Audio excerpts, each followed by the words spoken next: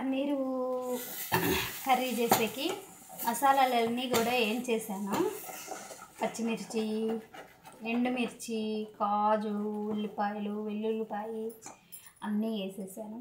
మనకి పన్నీర్ కూర తెలిసిందేగా, కొత్తగా ఏం లేదు. చేసేసి బాగా మనకి ఆయిల్ అంతా బయటకు వచ్చేటప్పుడు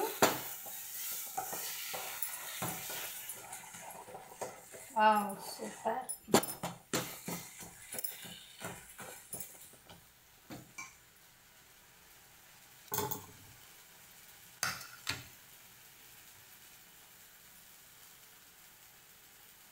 సూపర్గా వచ్చింది పన్నీర్ కూర.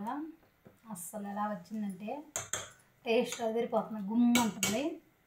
ఇప్పుడు పన్నీర్ కూడా వేసేస్తున్నాను.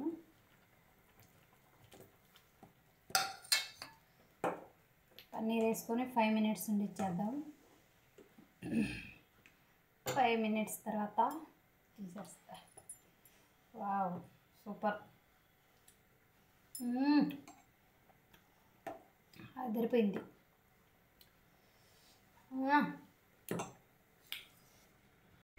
ఈరోజైతే టమాటా రైసు, మటన్ ఫ్రై, తర్వాత వచ్చేసి పన్నీర్ కర్రీ ఇన్నున్నా కానీ మళ్ళీ మనకి పచ్చడి వేరే కావాలబ్బో. ఒక పచ్చడి ఏదైనా సరే ఒక పచ్చడి ఉండాలి.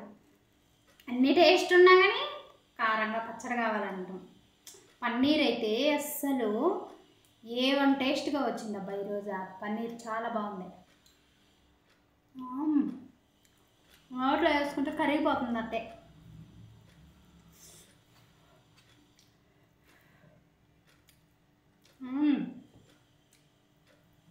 సూపర్ సూపర్ సూపర్ సూపరా. టమాటా రైసు, పన్నీర్ కూర, మటన్ ఫ్రై, సూపర్. భలే ఉంది, చాలా బాగుంది.